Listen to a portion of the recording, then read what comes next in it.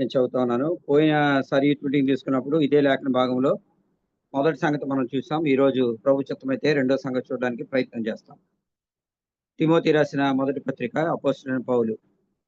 Timothy రాసిన మొదటి పత్రిక 6వ అధ్యాయం 11వ వచనం. దైవజనుడా, నీవైతే వీటిని విసర్జించి నీతిని, భక్తిని, విశ్వాసమును, ప్రేమను, ఓర్పును, సాత్వికమును సంపాదించుకొనుటకు ప్రయాసపడము. ఇందులో నీతి అనేదాన్ని మనం పోయిన వారం చూసాము. అదే పోయిన యూత్ మీటింగ్ లో.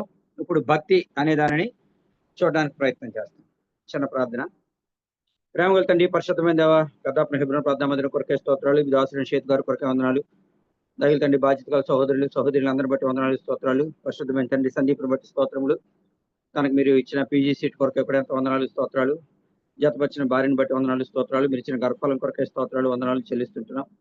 దయగల తండ్రి, నమ్మకమైన ప్రభువా, మీ రక్తం చేత కొని కడగబడిన విశ్వాసులందరి కొరకే, మీ సొత్తైన స్వసంపాద్యమైన ప్రజల కొరకే ఎంతో వందనాలు. ప్రత్యేకంగా యవనస్తుల కొరకే స్తోత్రాలు. ఏర్పాటు చేయబడిన యవనస్తుల కూడికని బట్టి కూడా మిమ్మల్ని స్తుతించి గణపరిచి ఆరాధిస్తాం. ఈ సమయం మాకెంతో ప్రయోజనకరంగా, ఆశీర్వాదకరంగా చేయండి. మీ సన్నిధిని మాతో ఉంచండి. విశ్వాసంతో మీ రక్తప్రోక్షణ తెచ్చుకుంటూ మా ప్రభును రక్షకుడిని యేసునామమున స్తుతించి ప్రార్థించి వేడుకొంచున్నాం తండ్రి. ఆమేన్. తిమోతి రాసిన పత్రిక 6వ అధ్యాయము 11వ వచనములో పోయిన వారం మనము వేటిని సంపాదించుకోవాలో పౌలు తిమోతికి రాస్తూ నీతిని సంపాదించుకొనుట అనే దాని గురించి మనం ధ్యానించాము. నీతి అంటే ఏంటి, ఎవరు నీతిమంతులు అనేది మనం ధ్యానిస్తూ వచ్చాం. ఈ రోజు మనము భక్తిని, మరి దేని సంపాదించుకోవాలో పౌలు రాస్తా ఉన్నాడు. ఈ రోజు మనం ఏం సంపాదించుకోవాలో, భక్తిని సంపాదించుకోవడానికి మనం ప్రయాసపడాలి. అసలు భక్తి అంటే ఏంటి, బైబిల్ ఏం చెప్తుంది భక్తి అంటే? భక్తి అంటే మనం జనరల్గా లోకంలో చూస్తూ ఉంటాం కదా. ఈ రోజు కూడా ఉదయకాలం నేను మోటార్ వేయడానికి చూసి లేచినప్పుడు ఒక ఆయన భక్తి శ్రద్ధలతో ఆ చెట్టు పువ్వులు కోస్తా ఉన్నాడు, అసలు కింద పడకుండా. కొంతమంది కింద పడిని ఏరుకుని దేవుడి పాదాల దగ్గర పెడుతుంటారు. అతను ఒక కవర్ తెచ్చుకున్నాడు. ఆ చెట్టుకున్న ఫ్లవర్స్ అన్ని కోసేస్తున్నాడు. కోసి జాగ్రత్తగా ఒక్కొక్క కవర్లో వేస్తున్నాడు. ముసలాయన ఏం కాదు, కొంచెం 40 సంవత్సరాలు 50 సంవత్సరాల లోపు ఉంటాయి, 40కి 50 మధ్యలో. ఆ పూలన్నీ వస్తున్నాడు. ఏం చేస్తాడు, అవన్నీ తీసుకెళ్లి ఏదో మాల కట్టుకున్న వాళ్ళ ఆవిడ తలలో పెట్టడానికి కాదు, దేవుడి పాదాల దగ్గర పెట్టడానికి. మీరు మీరు చూసే ఉంటారు చాలా మందిని కదా. అంటే లోకజనులైన లోకస్తుల యొక్క భక్తి ఆ రీతిగా ఉంటది. వాళ్ళ దేవుడి ముందు కళ్ళు మూసుకుని, లేకపోతే చెవులు ఇలా పట్టుకుని, లేకపోతే ఇలా లెంపలేసుకుని, దేవుడు కనబడతాయి బాబు కళ్ళు మూసుకుని ఇలా అనుకుని, ఇవన్నీ వాళ్ళ భక్తికి నిదర్శనం. అంటే వాళ్ళ భక్తికి చిహ్నంగా వాళ్ళు ఏం చేస్తున్నారంటే, దేవుడు కనబడతాయి బాబు అని ఇలా దండం పెట్టేసుకుంటారు. లైట్లు వేస్తే అవి బాబు ఇలా దండం పెట్టేసుకుంటారు. ఆ? లేకపోతే అంటే వాళ్ళ యొక్క గౌరవ మర్యాదల్ని వాళ్ళు ఏం చేస్తుంటారంటే చూపిస్తుంటారు. అంటే మేము భక్తి పరులము అని తెలియజేస్తా ఉంటారు. ఇది అవుట్వర్డ్ అపీరెన్స్. అంటే బాహ్యానికి, అంతరంగంలో వారికి కలిగి ఉన్న భక్తికి బాహ్యంగా వాళ్ళు చూపించేటువంటి ఆ ప్రతిఫలం. అయితే ఒరిజినల్ గా అసలు బైబిల్, మన పరిశుద్ధ గ్రంథం, మన బైబిల్ ఫాలో అవుతున్నాం కదా. బైబిల్ అసలు భక్తి అంటే ఏమని చెప్తుంది, నిర్వచనం ఏంటి? అసలు ఎవరైనా అడిగారు అనుకోండి, అసలు భక్తి అంటే ఏంటి బాబు, బైబిల్లో ఏం చెప్తుంది, ఏం రాయబడింది అంటే మనకు తెలియాలి కదా. చూడండి, యాకోబు రాసిన పత్రిక మొదటి అధ్యాయం. మనకు తెలిసిన భాగాలే, జస్ట్ మరొకసారి రిమైండ్ చేయడం. యాకోబు రాసిన పత్రిక మొదటి అధ్యాయము 27వ వచనంలో మాట ఉంది. తండ్రి అయిన దేవుని ఎదుట పవిత్రమును నిష్కళంకమునైన భక్తి ఏదనగా దిక్కులేని పిల్లలను విధవరాండ్రను వారి ఇబ్బందులో పరామర్శించుటయు ఇహలోక మాలిన్యము తనకు అంటకుండా తను తాను కాపాడుకొనుటయునే. అది ఇక్కడ 2 మాటలు రాయబడ్డాయి. తండ్రి అయిన దేవుని ఎదుట ఏంటంట, పవిత్రము నిష్కళంకమైన భక్తి. అంటే భక్తిగా నిర్వచనం, డిఫైన్, డివోషన్ లేకపోతే డివోటీ. భక్తిపరుడు అంటే ఎవరు, లేకపోతే భక్తి అంటే ఏంటి అంటే 2 సంగతులు చెప్పాడు దేవుడు యాకోబు భక్తుడి ద్వారా. ఏం చెప్పాడంటే దేవుడు, మొదటిది దిక్కులేని పిల్లలను విధవరాండ్రను వారి ఇబ్బందిలో పరామర్శించడం. ఇబ్బందిలో పరామర్శించుట లేకపోతే పరామర్శించడానికి గుర్తుపెట్టుకోండి. రెండవది, ఇహలోకంలో మాలిన్యం ఉంది, ఆ మాలిన్యం మనకు అంటకుండా ఏం చేయాలంటే మళ్ళీ మనం కాపాడుకొనుట. ఈ 2 విషయాలు చెప్పాడు దేవుడు. ఈ రెండింటి గురించి మనం చూడడానికి ప్రయత్నం చేయకముందు, అసలు అంటే ఒకటి పరామర్శించుట, రెండోది లోకమాల్యం మనకు అంటకుండా మనల్ని మనం కాపాడుకుంటాం. ఈ 2. ఇప్పుడు అసలు కొత్త నిబంధనలో భక్తిపరులు, 2 భక్తిపరులు ఉన్నారు. అవి చూసి ఈ పరామర్శించుట అంటే ఏంటి, ఇహలోక మాల్యం తనకు అంటకుండా కాపాడుకున్నట అంటే ఏంటో చూడడానికి ప్రయత్నం చేస్తాం. మొదటి లూకా సువార్త 2వ అధ్యాయము 25వ వచనంలో ఒక భక్తిపరుడు అనే మాట అక్కడ రాయబడింది. లూకా సువార్త అంటే చాలా మంది ఉన్నారు కానీ ఒక ఇద్దరిని చూస్తాము. లూకా సువార్త 2వ అధ్యాయము 25వ వచనం. యెరూషలేమునందు సుమయోను అనే ఒక మనుషుడు ఉండెను. అతడు నీతిమంతుడును భక్తిపరుడై ఉండి ఇశ్రాయేలు యొక్క ఆదరణ కొరకు కనిపెట్టువాడు. పరిశుద్ధాత్మ అతని మీద ఉండెను. ఇక్కడ సుమయోన్ అనేటువంటి మనుషుడు యేసు ప్రభు వారి ఇంకా దేవాలయంలోనికి ఆయన తీసుకుని వచ్చేటువంటి సందర్భంలో అక్కడ శిశువు అయిన యేసు ప్రభు వారిని దేవాలయం తీసుకొచ్చారు అని 27, 28 వచనాలు ఉన్నాయి. ఆ టైంలో అక్కడ సుమయోన్ అనేటువంటి ఒక ఆయన ఉన్నాడు. ఆయన గురించి రాయబడింది, ఏమని రాయబడింది అంటే, అతను నీతిమంతుడు భక్తిపరుడు, పరిశుద్ధాత్మ అతని మీద ఉంది. అతను దేవుని స్తుతించు తన చేతుల్లో ఆ శిశువుని తీసుకుని 29:32లో దేవుని గురించినటువంటి ప్రవచనం చెప్తా ఉన్నాడు. అది రెండవ వ్యక్తి అంటే భక్తిపరుడు గురించి రాయబడినటువంటి మాట. అపొస్తలుల కార్యములు 10వ అధ్యాయము 1వ వచనం. అంటే బైబిల్ ఎవరైనా ఉన్నారా భక్తిపరులు అంటే? చాలా మంది ఉన్నారు. అందులో కొత్త నిబంధనలో ఉన్న 2 వ్యక్తులు మీ గమనానికి తీసుకొస్తున్నాను. అపొస్తలుల కార్యములు 10వ అధ్యాయం 1వ వచనం. ఇటలీ పటాలం అనబడ్డ పటాలములో శతాధిపతి అయిన కొర్నేలి అని భక్తిపరుడు ఒకడు కైసరయలో ఉండెను. అతడు తన ఇంటి వారందరితో కూడా దేవుని యందు భయభక్తులు గలవాడే ఉండి ప్రజలకు బహుధర్మము చేయొచ్చు, ఎల్లప్పుడూ దేవునికి ప్రార్థన చేయుచుండువాడు. చూసారా, 3 లక్షణాలు ఉన్నాయి. ఇంటి వారందరితో దేవుని యందు భయభక్తులు కలిగి ఉన్నాడు, ప్రజలకు బహుధర్మం చేస్తున్నాడు, మూడోది ఎల్లప్పుడూ దేవునికి ప్రార్థన చేస్తున్నాడు. ఇతడు దేవుని సేవకుడేం కాదు, కానీ ఎల్లప్పుడూ ప్రార్థన చేస్తున్నాడంట, బహుధర్మం చేస్తున్నాడంట, మామూలు ధర్మం కాదు. ఎల్లప్పుడూ దేవుని యందు భయభక్తులు కలిగి ఉంటున్నాడంట. ఇతను మళ్ళీ సెంచూరియన్, గవర్నమెంట్ ఆఫీసర్, శతాధిపతి ఇతను. చూసారా, పెద్ద పోస్ట్ లో ఉండి ఉద్యోగం చేస్తూ 3 శ్రేష్టమైన లక్షణాలు ఉన్నాయి ఇతనిలో. ఇతని గురించి రాయబడిన మాట 10:1లో అపొస్తలుల కార్యములు, భక్తిపరుడు. అంటే భక్తిపరుడు అని చెప్పే వ్యక్తికి ఉండవలసిన లక్షణాలు, సుమియోనుకు ఉండవలసిన లక్షణం అక్కడ ఏముంది? అతడు భక్తిపరుడు అని చెప్తూ దేవుడే రాసి పెట్టాడు. అతని మీద పరిశుద్ధాత్మ ఉంది, అతను నీతిపరుడు, దేవుని గురించినటువంటి ప్రవచనం చెప్తా ఉన్నాడు. చూసారా, అంటే రాబో సంగతులను గురించినటువంటి సంగతులు. ఇతను ఇక్కడ కొర్నేలి గురించి రాయబడింది, భక్తిపరుడు, ఇంటి వారందరితో భయభక్తులు ఉన్నాయి, ప్రజలకు బహుధర్మం చేస్తున్నాడు, ఎల్లప్పుడూ దేవునికి ప్రార్థన చేస్తున్నాడు. మంచి సంగతులు చెప్పబడ్డాయి కొర్నేలి గురించి కూడా. అది అంటే భక్తిపరుడికి ఉండాల్సినటువంటి లక్షణాలు. మెట్టుకు ఇప్పుడు మన అంశంలోనికి వెళ్తే, భక్తి అనేది పరిశుద్ధాత్మ దేవుడు యాకోబు 1:20లో రాసినటువంటి 2 మాటలు. ఒకటి, ఇబ్బందిలో ఏం చేయాలంట? పరామర్శించాలంట. ఇబ్బందిలో ఎవరు పరామర్శించారు? ఇబ్బందిలో పరామర్శించడం అనగానే మనకు తక్కువ గుర్తొచ్చేటువంటి మాట ఏంటంటే, మంచి సమరయుడు. చూడండి, లూకా సువార్త 10వ అధ్యాయంలో మనం పరామర్శించడం అనగానే వెంటనే అతనే గుర్తొస్తాడు కదా. లూకా సువార్త 10వ అధ్యాయం, లూకా సువార్త 10వ అధ్యాయం 33వ వచనం. అయితే ఒక సమరయుడు ప్రాణమే పోవచ్చు, అతడు పడి ఉన్న చోటికి వచ్చి అతనిని చూచి అతని మీద జాలిపడి దగ్గరకు పోయి నూనెయు ద్రాక్షారసము పోసి అతని గాయములు కట్టి తన వాహనం మీద ఎక్కించి పూటకొలు వాని ఇంటికి తీసుకుని పోయి అతనిని పరామర్శించెను. చూసారా, మాట రాయబడింది ఇక్కడ 34వ వచనంలో, అతనిని పరామర్శించెను అనేటువంటి మాట. అది ఈ మంచి సమరయుడు ఎవరిని పరామర్శిస్తున్నాడు? లేవీయుడు వచ్చాడు, యాజకుడు వచ్చాడు, ఇద్దరు కూడా పక్క నుంచి వెళ్ళిపోయారు. ఓహో, పడిపోయావా? ఎందుకు పడ్డావు? బహుశా రీజన్ చెప్పారేమో, నువ్వు జాగ్రత్తగా వెళ్ళి ఉండాల్సింది, అప్పుడు నువ్వు పడిపోయి ఉండకపోదువేమో. అది లేకపోతే లెక్చర్ ఇచ్చారేమో యాజకుడు లేవీయుడు. చెప్పిన మాట వినొచ్చు కదా, నువ్వు వినలేదు కనుక ఏం చేసావు? పడిపోయావు. ఈసారి జాగ్రత్తగా ఉండు. లేకపోతే ఇంకోటి వచ్చామంటున్నాడు, ఇప్పటికైనా బుద్ధి వచ్చిందా? బుద్ధి తెచ్చుకుని జాగ్రత్తగా ఉండు అని ఇద్దరు చెప్పి 2 క్లాసులు మీకు వెళ్ళిపోయారు. సహాయం చేసిన వాళ్ళు కాదు. ఈ 3వ వాడు వచ్చాడు, ఇదేం క్లాస్ పీకలేదు. ఆ పడిపోయిన వాడికి ఏం చేశాడు? చేయాల్సిన పని చేశాడు. మనం కూడా చాలాసార్లు ఏం చేస్తామంటే క్లాస్ పీకుతాం కానీ సహాయం మాత్రం చెయ్యం. ఇక్కడ ఈ వ్యక్తి ఏం చేస్తున్నాడు? పడి ఉన్న చోటుకు వచ్చాడంట, అతను చూచాడంట, జాలి పడ్డాడంట, దగ్గరికి పోయాడంట, ద్రాక్షారసం పోసాడంట, గాయాలు కట్టాడంట, వాహనం మీద ఎక్కించాడు. ఈడెవరో ఈయనకి తెలీదు. యాక్చువల్గా ఇక్కడ అడిగిన క్వశ్చన్ ఏంటంటే, నా పొరుగువాడు ఎవడు అని ఒక ధర్మశాస్త్రం అడిగితే యేసు ప్రభు వారు చెప్పినటువంటి సంగతి. 10 ఆజ్ఞలు ఉన్నాయి కదా. 10 ఆజ్ఞల్లో ధర్మశాస్త్రంలో మొదటి 5 ఆజ్ఞలు దేవుడికి సంబంధించి, నెక్స్ట్ 5 ఆజ్ఞలు మ్యాన్ టు మ్యాన్, ఫస్ట్ది మ్యాన్ టు గాడ్ కదా. దేవుని నీ పూర్ణంతో పూర్ణాత్మతో అని మొదలు పెడతాడు ఆజ్ఞలు. అంటే మొదటి దేవునికి సంబంధించినవి. రెండవది అంటే ధర్మశాస్త్రం మొత్తం యేసు ప్రభు వారు ఏమన్నారు? 2 ఆజ్ఞలు. మొదటిది దేవుని, నీ పూర్ణంతో పూర్ణాత్మతో పూర్ణ బలంతో పూర్ణ వివేకంతో నీ దేవుని ఏం చేయాలా? ప్రేమించి సేవించి వెంబడించాలి. రెండవది నిన్ను వలె నీ పొరుగువారిని ప్రేమించాలి. ఈ నిన్ను వలె నీ పొరుగువారిని ప్రేమించడం అనే దాంట్లో పరామర్శించడం అనే మాట వస్తుంది. అది అంటే అతని గురించి పట్టించుకోవడం, అంటే మనకు కలిగిన దాన్ని కొంత షేర్ చేయడం, తద్వారా క్రీస్తు ప్రేమను మనకు కనపరచడం ద్వారా ఏమవుతుందంటే, ఆ వ్యక్తిని మన ఉద్దేశం ఏంటంటే ఏదో మన గొప్పలు డప్పులు వేయించుకోవడానికి కాదు, దేవుని దగ్గరికి నడిపించడానికి అవకాశం వస్తుంది. మనం చూపించే ఆ ప్రేమ ద్వారా ఆ వ్యక్తి ఎవరి దగ్గరికి ఆకర్షించబడాలా? దేవుని దగ్గరికి ఆకర్షించబడాలి. యేసు ప్రభు వారు అన్నారు, నేను పైకి ఎత్తబడిన వాళ్ళందరినీ నా యొద్దకు ఆకర్షించుకొని. మరి ఏ రీతిగా యేసు ప్రభు వారు పైకెత్తబడతారు? యేసు ప్రభు వారిని పైకెత్తబడాలి అంటే ఆయన ప్రేమను మనం పైకెత్తగలగాల. దేవుని ప్రేమను మనం అనుభవించాం.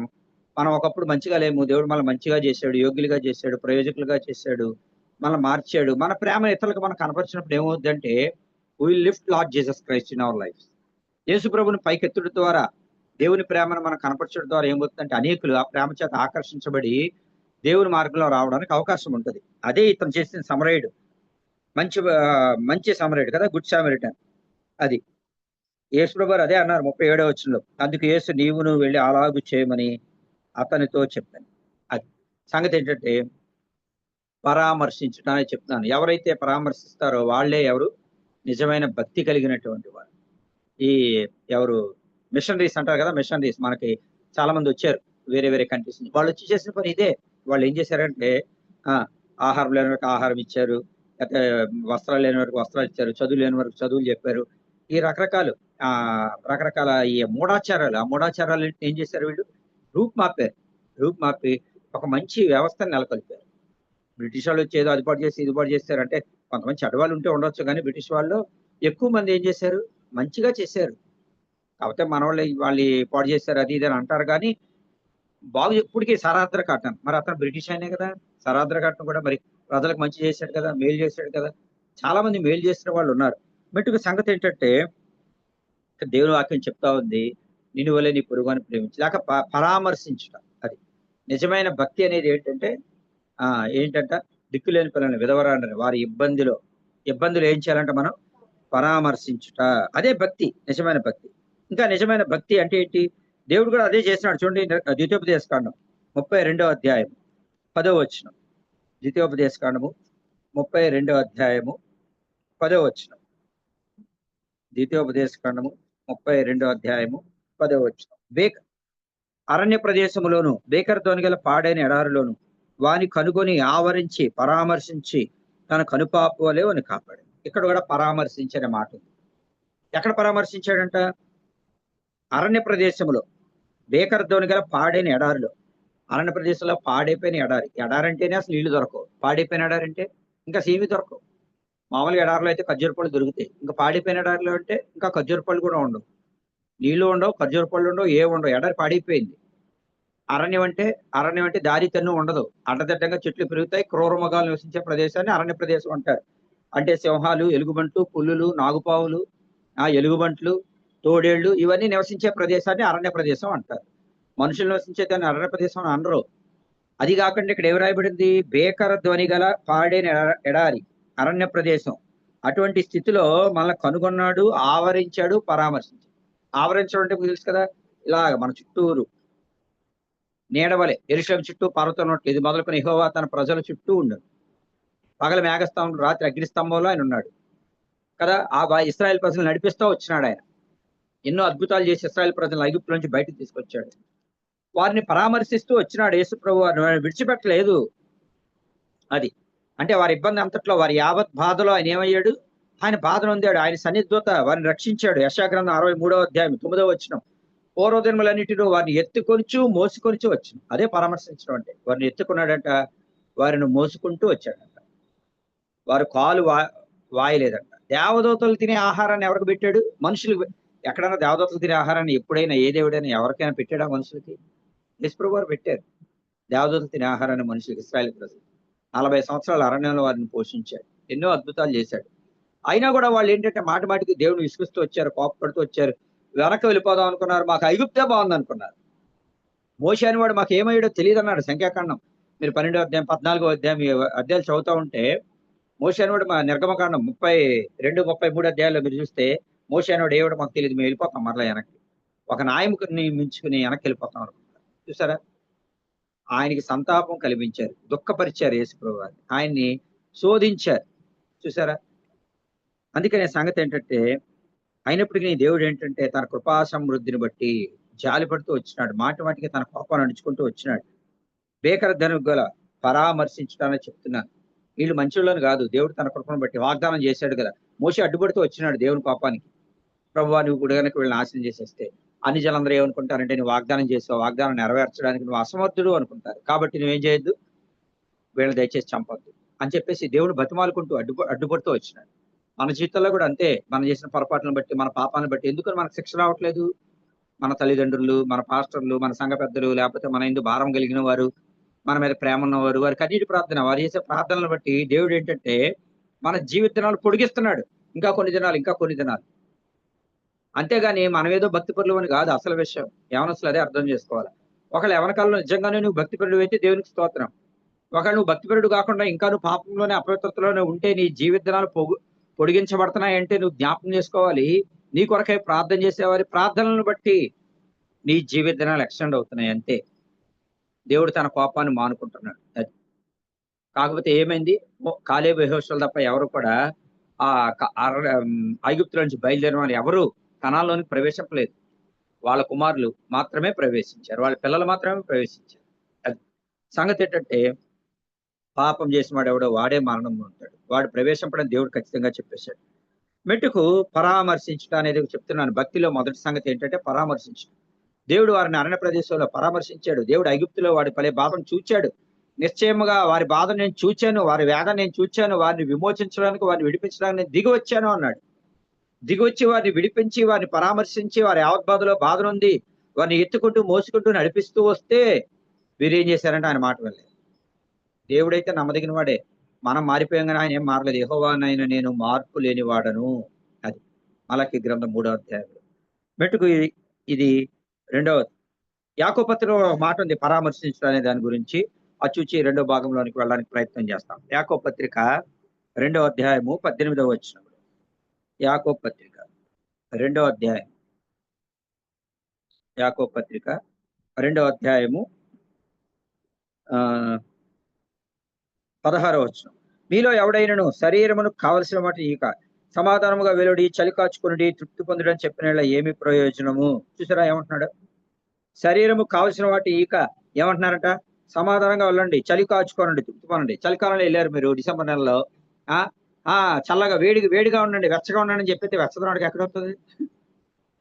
ఆడికి వెచ్చం రాదు. నువ్వేదో కంబళ్ళు పట్టుకెళ్ళి ఎవరో పేదవారింటికి వెళ్ళావు అనుకో, దేవుని కృపలో నువ్వేదో ధనవంతుడి, లేకపోతే నీ దగ్గర డబ్బు ఉంది. నువ్వు పేదవారింటికి వెళ్ళినప్పుడు ఏం చేయాలంటే ఏదో 4 రగ్గులు, ఆ ఇంట్లో ముగ్గురు లేకపోతే ఒక నలుగురు ఉన్నారనుకో, ఏదో ₹100 200 పెడితే ఈ రోజు రగ్గు వచ్చేస్తుంది.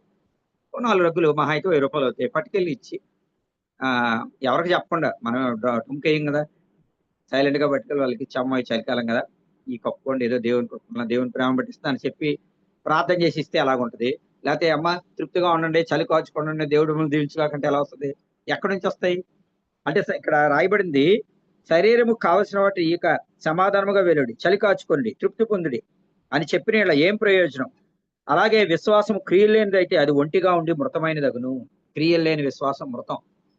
దెయ్యాలు కూడా అలాగే. ఇక్కడ యాకోబు భక్తుడు చెప్తున్నాడు, దేవుడు ఒక్కడే నువ్వు నమ్ముచున్నావు, 19వ వచనం. అలాగ నమ్ముట మంచిదే. దెయ్యములు వ్యర్థుడా క్రియలేని విశ్వాసం నిష్ఫలమైందని తెలుసుకొని కూర్చున్నావా? ఇది యూత్ మీటింగ్ కనుక యవనస్తులు ఇక్కడ చాలా మంది ఉన్నారు కదా. మీరు భవిష్యత్తులో ప్రభు దేవుల మంచి మంచి ఉద్యోగాలు సంపాదించవచ్చు. ఉద్యోగాలు సంపాదించిన తర్వాత మీరు కూడా శాలరీలు వస్తాయి. శాలరీలు వచ్చిన తర్వాత మీరు వెళ్ళే సంఘానికి టైట్ వేస్తారు కదా, దశమభాగం 20% తీయండి. 10% మీరు వెళ్ళే సంఘానికి, మీరు ఏ సంఘానికి వెళ్తే ఆ సంఘానికి 10% వేసేయండి. మిగతా 10% ఉంటుంది కదా, మిగతా 10%లో ఆ సంఘంలో లేకపోతే ఎవరు పేదవాళ్ళు ఉన్నారు, దేవుని నమ్ముకుని ఎవరు ఇంకా తక్కువ స్థితిలో ఉన్నవారు అనేది చూసుకుని ప్రార్థన చేయండి దేవుడికి. మీకు ప్రేరేపణ దేవుడు ఎవరికి ఇమ్మంటారు? చాలా మంది ఉంటారు పేదవాళ్ళు కదా, అలాంటి వాళ్ళకి ఇవ్వడానికి ప్రయత్నం చేయండి. ఎందుకంటే మనం బేదలను కనికరించేవాడు ధనుడు, బేదలను కనికరించేవాడు అంట యెహోవాకు అప్పిచ్చేవాడంట. చూసారా? దేవుడికి అప్పివ్వడం ఎంత గొప్ప సంగతి. నువ్వు దేవుడికి అప్పివ్వడం అంటే దేవుడికి అప్పిచ్చే అంత గొప్పవాళ్ళం కాదు కదా. దేవుడికి అప్పివ్వడం అంటే ఏంటో తెలుసా? బేదలను కనికరించడం. అది జయరాజ్ గారు అలాగే చేసేవాడు. మీకు జయరాజ్ గారి గురించి తెలీదు, స్పీకర్ ఇనే ఉంటారు ఆయన గురించి మీలో చాలా మంది కదా. ఆయన ఏటీఎంకి వెళ్తాడు, సైలెంట్ గా డబ్బులు డ్రా చేస్తాడు, ఎవరికి చెప్పడు. ఒక చూసినా చెప్పాడు, నేను చూడలేదు అనుకోండి. ఆయన చూసాడు, ఈయనేం చెప్తున్నాడు, ఏటీఎంలో డబ్బులు డ్రా చేశాను. చూస్తే అంట సైలెంట్ గా వెళ్తాడంటే, ఎవరికి చెప్పడంటే ఎక్కడికి వెళ్తాడు, వెళ్ళిపోయి సైలెంట్ గా ఏం చేస్తాడు, రోడ్డు పక్కన అడుక్కున్న వాళ్ళు పేదవాళ్ళు ఎవరు ఉంటారు కదా, అలా సైలెంట్ గా వెళ్ళి పంచుకుంటూ వెళ్ళిపోతాడు సైలెంట్ గా అంతే. ఆయన చేసే నీతి కార్యాలు ఎవరికి చెప్పడు. సంగతి ఏంటంటే, అంటే మన కుడి చేతికి ఇచ్చింది ఎడమ చేతికి తెలియకూడదు కదా. అంటే దేవుడు ఆయన ప్రేరేపించిన దాన్ని బట్టి. అలాగే అంటే మళ్ళీ దశంభాగంలో తీయడం అని కాదు. దశంభాగం దేవుని సొమ్ము. దశంభాగం మీరు ఏ సేవకుడి దగ్గరికి, ఏ సంఘానికి, ఇప్పుడు ఎబ్రోన్ సహవాసంగా అక్కడ పెద్దాపురం వెళ్తాను, ఆ పెద్దాపురం మందిలోనే ఇయ్యాలి. ఇంకొక దశంభాగం అంటే 20% తీయాలా. నేనైనా అలాగే చేస్తాను. 20% తీసి 10% మనం అందులో వేస్తాము. ఇంకో 10% ఉంటుంది కదా, దాంట్లోంచి మీరు ఏం చేస్తారు, ఎట్లా ఇస్తే దేవుడు మిమ్మల్ని ఏం చేస్తాడు? దేవుడికి నువ్వు ఇవ్వడం ఏం తప్పు చేయడు, దేవుడు ఎక్కువగా ఇస్తాడు. నువ్వు ఇచ్చిన దానికి 100 రెట్లు ఇస్తాడు ఆయన. ఎందుకంటే దేవుడు ఎవడను ఉంచుకోడు కదా. మనుషులే ఇచ్చిన దాన్ని మళ్ళీ ఇవ్వడానికి ఏం చేస్తారు? పెళ్లిలో మీరు చూసే ఉంటారు కదా, ఎక్కడికైనా వెళ్ళినప్పుడు ఓ బుక్ పెట్టి రాస్తారు. ఎందుకు రాస్తారు? పలానా వాళ్ళు ఎంత ఇచ్చారు, పలానా వాళ్ళు ఎంత ఇచ్చారు అని రాస్తారు. ఎందుకు రాస్తారంటే మళ్ళీ మీ ఇంట్లో ఏదైనా కార్యం జరిగినప్పుడు ఈ బుక్ తెస్తారు. పలానా సుబ్బారావు, ఒరే అగోరా సుబ్బారావు గారు 500 ఇచ్చారు, ఇగో వాళ్ళ ఇంట్లో ఫంక్షన్ అంట కదా, నువ్వు మళ్ళీ 500 పెట్టి కవర్లో ఇచ్చేయి అంటే వాళ్ళ రుణం వీళ్ళు ఉంచుకోరు. ఆఫ్టర్ ఆల్ మనుషులే ఒక రుణం ఉంచుకున్నప్పుడు దేవుడు ఎలా ఉంచుకుంటాడు అనుకుంటున్నాం? దేవుడు ఇచ్చిన దానికి 10 రెట్లు లేక 100 రెట్లు అధికంగా ఇస్తాడు. అది మెట్టుకు సంగతి ఏంటంటే ఆ భక్తి అంటేనే అర్థం ఇది. భక్తి అంటే అర్థం ఏంటంటే పరామర్శించుట. అది ఈ లక్షణం అనేది ఖచ్చితంగా మీరు యవనస్తులుగా మనం ఏంటంటే మనందరం ఇది కలిగి ఉండాలి. ఇది మొదటి భాగం. పరామర్శించుట. దిక్కులేని పిల్లల్ని విధవరంటారు, వారి ఇబ్బందులు పరామర్శించడం. ప్రభువా నేను ఎలాగ ఇతరులకు ప్రయోజనకరంగా ఉండగలను, సంఘానికి ఎలా ప్రయోజనకరంగా, ఒకరి సంఘంలోనే ఎవరైనా బలహీనులు ఉంటే వాళ్ళని మనం తెలియకుండా పరామర్శించడం. అది ఎవరైనా పేదవారు ఉన్నారనుకో బాగా, అలా మనం పరామర్శించడం చాలా మంచి లక్షణం అది. రెండవది, ఇహలోక మాలిన్యము తనకు అంటకుండా తన్ను తాను కాపాడుకున్నాడు. ఇది కూడా చాలా ప్రాముఖ్యమైనది. ఈ రెండు కలిస్తేనే భక్తి అనేది. ఇహలోక మాలిన్యము తనకు అంటకుండా కాపాడుకున్నాడు. తను తాను కాపాడుకుంటే అనగానే మనకు ప్రాముఖ్యంగా ముగ్గురు వ్యక్తులు గుర్తొస్తారు కాపాడుకున్నవారు. ఎవరు? ఒకటి యోసేపు, రెండోది యోబు, మూడోది దానియేలు. ఈ ముగ్గురు గురించి మనకు తెలుసు. అందుకనే వాటి గురించి నేను చెప్పట్లేదు. యోసేపు ఏం చేసినాడు? పాపం నుంచి పారిపోయాడు. తను తాను కాపాడుకున్నాడు కదా. రెండవది యోబు. యోబు కూడా కుమారులు పాపం చేసేరేమో అని ప్రతిరోజు prevention is better than cure. ప్రతిరోజు కూడా వెళ్ళి దేవుని దగ్గర ప్రార్థన చేసేవాడు. యోబు గ్రంథం మొదటి అధ్యాయంలో మాట కదా. అంటే తన పిల్లల చుట్టూ ఆ ప్రార్థన అనే వలయాన్ని ఏం చేశాడు? కట్టుకున్నాడు ఆయన ప్రతిరోజు కూడా యోబు. మూడోది దానియేలు. రాజు భుజించే భోజనం పానం చేయి ద్రాక్ష పుచ్చుకొని తను అపవిత్ర పరుచుకొనకూడదని దానియేలు ఉద్దేశించి అపవిత్ర పరుచుకోవాలనుకోలేదు. అంటే తను కాపాడుకున్నాడు.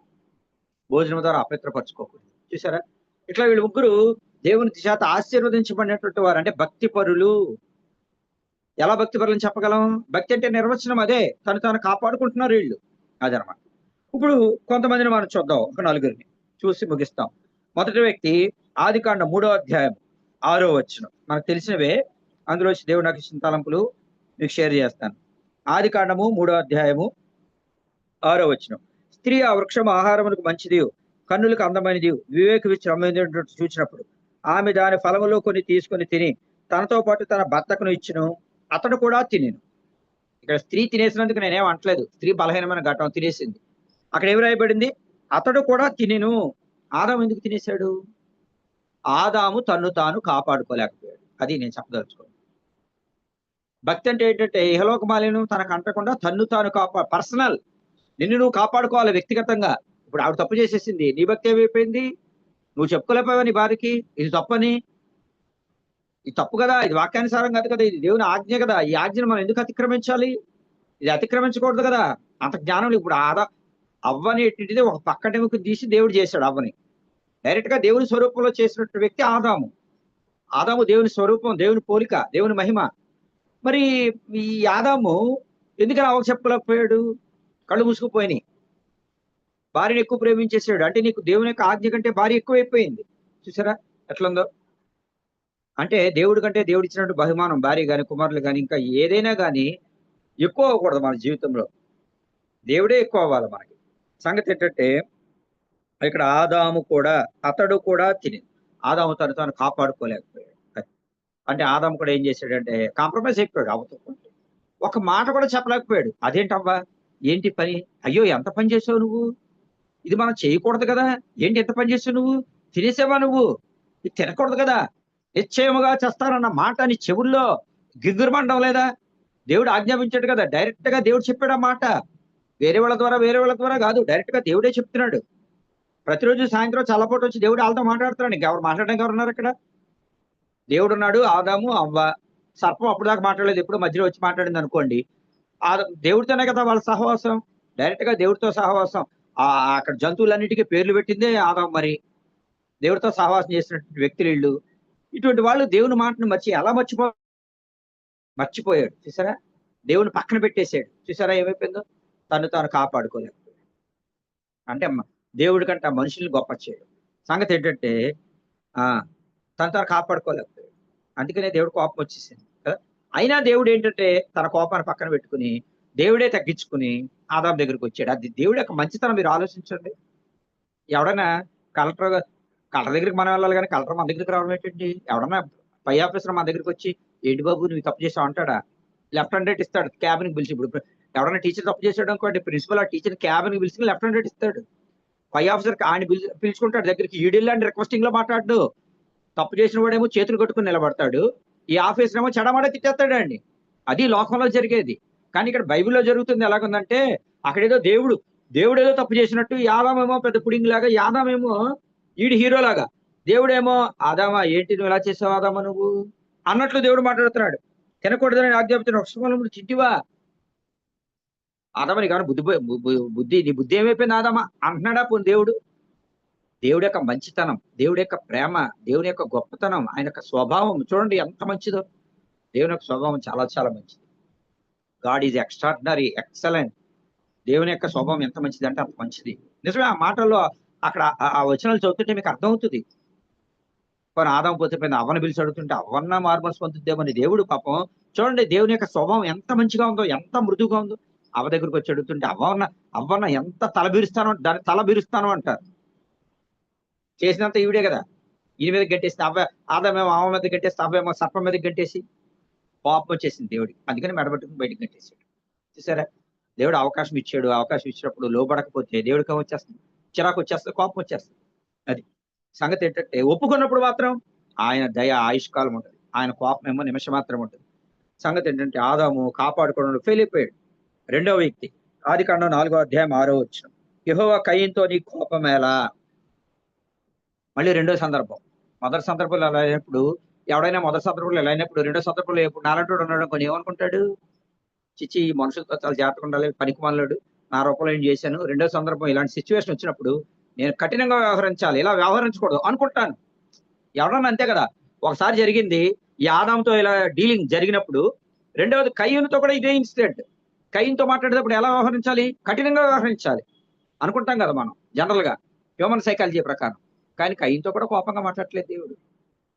ఏంటి కయ్యూను నీ కోపం ఎలా ముఖం చిన్నబిచ్చుకున్నావు ఏంటి, బుజ్జగిస్తున్నాడు, మంచిగా చెప్తున్నాడు. దేవుడు ఎంత మంచివాడండి. God is good, God is best అనాలి. బెస్ట్, ఉత్తముడు ఆయన. చాలా మంచి దేవుడు, చాలా మృదువుగా నీకు నాకు ఎన్నిసార్లు మనం పొరపాటు చేసినా తప్పు చేసినా మృదువుగా బతిమాలి బొజ్జగించి చెప్పడం లేదా? ఎన్నోసార్లు చెప్తున్నాడు ఆయన. మనం ఏంటంటే ఎడకలతో తన్నేసి ఆ గాడి చేత బిలాముకు బుద్ధి చెప్పించాడు. ఎన్నిసార్లు చెప్తున్నా మనం వింటలేదు మాట కదా. చాలా పర్యాయం.